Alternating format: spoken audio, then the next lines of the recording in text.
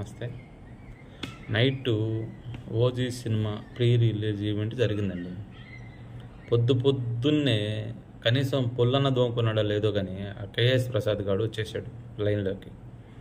వచ్చి వాడికి నచ్చిన క్వశ్చన్లు వేసేలాగా ఒక బొకడగాడిని కూర్చోబెట్టుకొని ఒక ఇంటర్వ్యూ పెట్టాడు. వాడేమడుగుతాడంటే, రాష్ట్రంలో ఎన్నో సమస్యలు ఉన్నాయి, అవి వదిలేసి సినిమా ప్రీ రిలీజ్ ఈవెంట్లు చేసుకుంటున్నారు అని అడిగాడు. వీడియో ఏమంటాడంటే, అంత పెద్ద పెద్ద క్వశ్చన్లు నన్ను అడగబాకండి అండి, వాళ్ళు అలాగే చేస్తారు, నన్ను ఏం చేయమంటావు, మనం ఏం చేయగలం, మనం ఏం చేయలేం అని అంటాడు. నిన్నెవడేం చేయమన్నట్రా, నువ్వేం పీకుతావు, ఏం పీకగలవు, నువ్వు అసలు నిన్నెవడో ఏం చేయమల్లా, నువ్వు చేయలేవనే కదా చెప్తుంది అందరూ, చేస్తున్నావని ఎవరు చెప్తారు? దానికి సమాధానంగా వీడేమంటాడంటే, ఓజీ అంటే ఒంటరిగా గెలవలేని వాడు అని అర్థం వాడు చెప్తున్నాడు.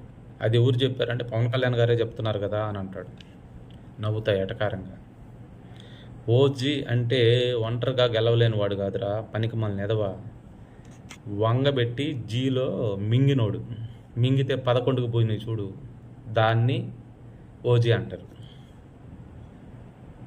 పిఠాపురంలో పవన్ కళ్యాణ్ గారు గెలవరు అని వాగావు కదా ఎలక్షన్ ముందు, పిఠాపురం ప్రజలందరూ నీకు వంగబెట్టి జీలో కుమ్మితే పవన్ కళ్యాణ్ గారు గెలిచారు.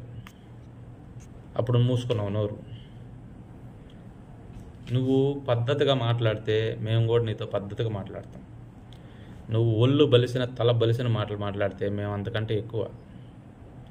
నువ్వు కొద్దిగా జాగ్రత్తగా మాట్లాడితే నీకే మంచిది.